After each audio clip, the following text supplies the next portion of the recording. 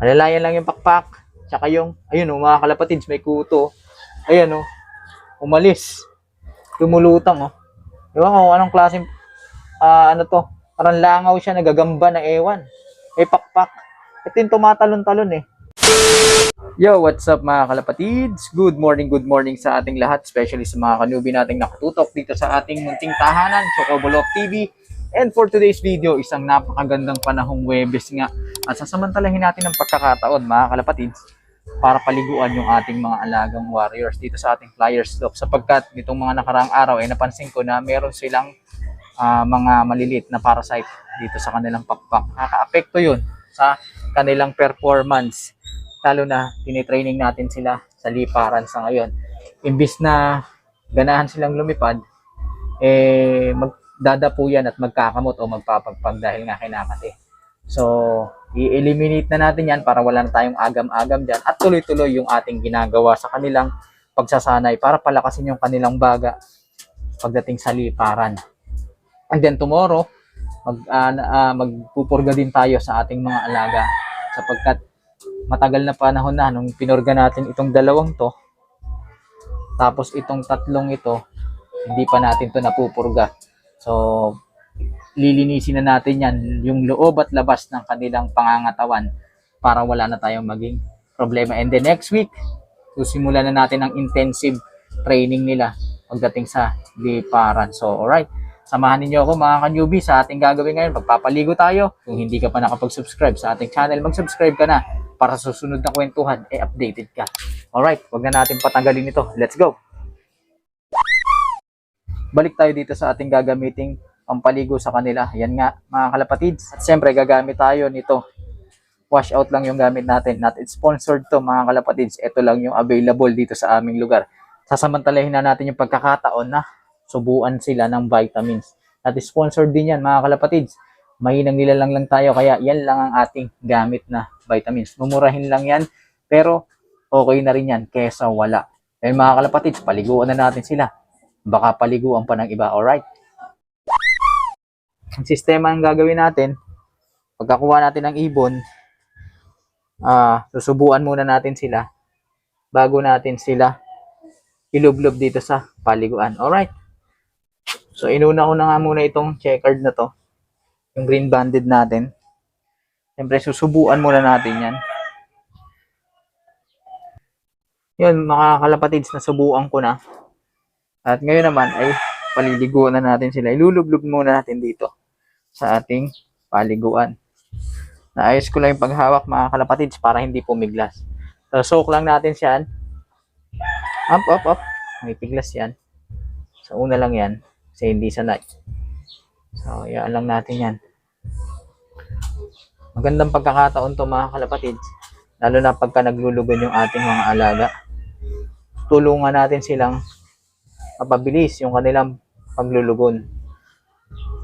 Soak lang natin mga kalapatids. And then pagka medyo alam natin na penetrate na yung kanilang balahibo, bukan natin yung pakpak. Lalayan lang natin kasi pipiglas yan mga kalapatids. Yung dibdib nila, napaka-importante yung dibdib. Saluhin natin lagi para hindi sila makapuwersa. Yan, tapos yung pakpak. Yan. Off.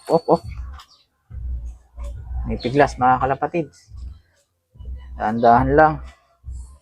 Pagkat ayaw nating mabasa. Up.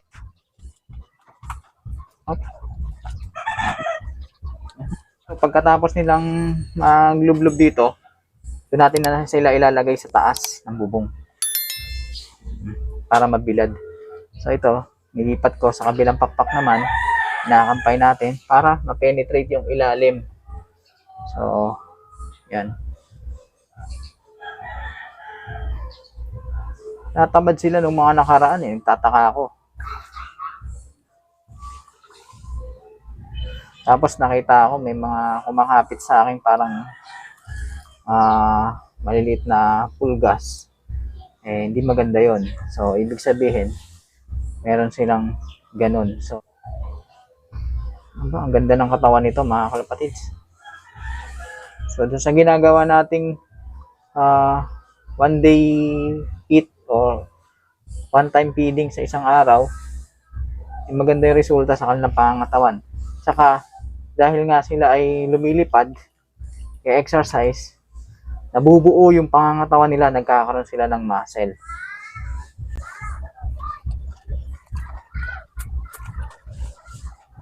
Ayan.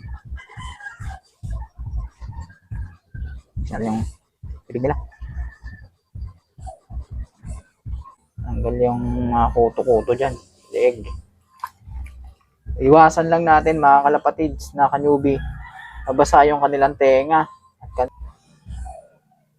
yan. Yan. So yun mga kalapatids, nilagay ko na sa taas yung isa. Para mabilad, sinunod ko yung kapatid niya, yung kakulay niya. Ito, 2 months pa lang to.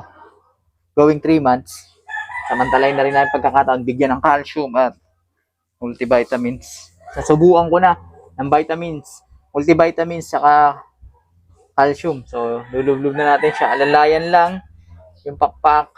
Pag sa unang lubog, pipiglas yan eh. Kasi parang maninibago. Alalayan lang yung pakpak. Tsaka yung, ayun mga kalapatids, may kuto. Ayun umalis. May kuto, ayun sige, bumalik ka. Ayun siya, mga kalapatids. Ano bang tawag dyan? Parang, ano yata yan, yung malaking langaw na ewan. So, yun, mamamatay yan dyan, mga kalapatids na kanyubi. Nakakaperwisyo yan sa kanila. Naiirita sila. Bis na lumilipad sila, dadapo sila para magkamot at magpagpag. Ayun So, ayun, lumutang na. Lumutang, tanggal yung, ano bang tawag yung pulgas ba yun? O ano? Parang langaw na ewan eh. So, tanggal yon mga kalapatids. Nakakampay. So, tanggal yon at tanggal din yung mga kuto-kuto na maliliit. Yan. Wala, yung pakpak niya mga kalapatids para ma-penetrate din. Ito, maglulugon pa to eh. So, sayang nga at pagka naglugon to, matitigil yung training niya. Pero okay lang yon mga kalapatids. Yun mga kalapatids lumulutang Ba to? Ewan ko anong klaseng ano to? Parang langaw siya, nagagamba na ewan. May pakpak. Ito yung tumatalon-talon eh. So, dati wala naman sila niyan. Gulat ako may ganyan na sila. So, kailangan talagang paliguan. Napaka-importante niyan. Kasi nakakairita yan sa kanila. Visit yung mga yan. Imbis na tinuturuan natin silang lumipad, panayan dapo. Isa pa yung mga kalapatids, yung kanilang bituka, yung intestine nila. So, kailangan titiyakin din natin na wala silang mga bulate para yung binibigay natin sa kanilang sustansya talagang nakukuha nila at hindi sila irritable. Nakaka-stress din kasi yan sa kanila, mga kalapatids na kanyubi. So, kailangan talaga inaalis yan. So, ayun, tanggal Yung mga maliliit na parang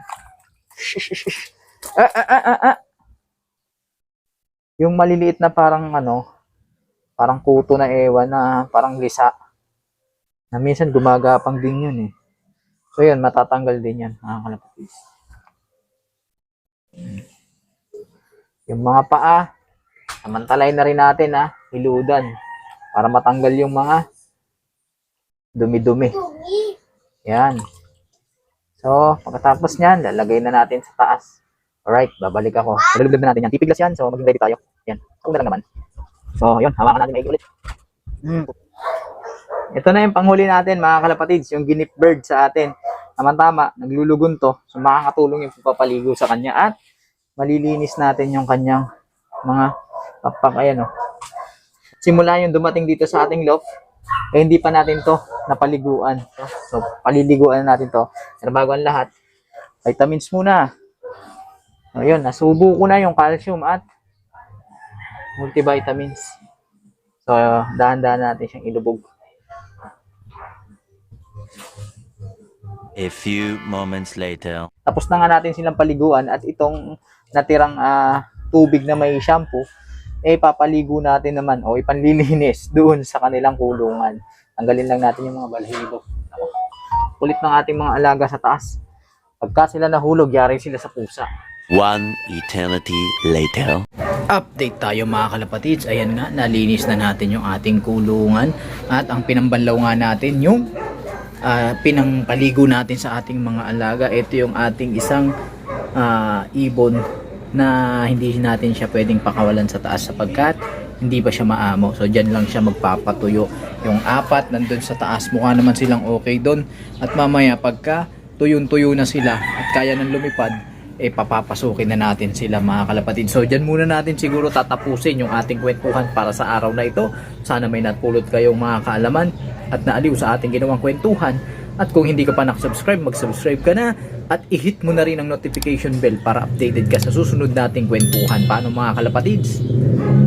Hanggang sa muling pagkikita, paalam.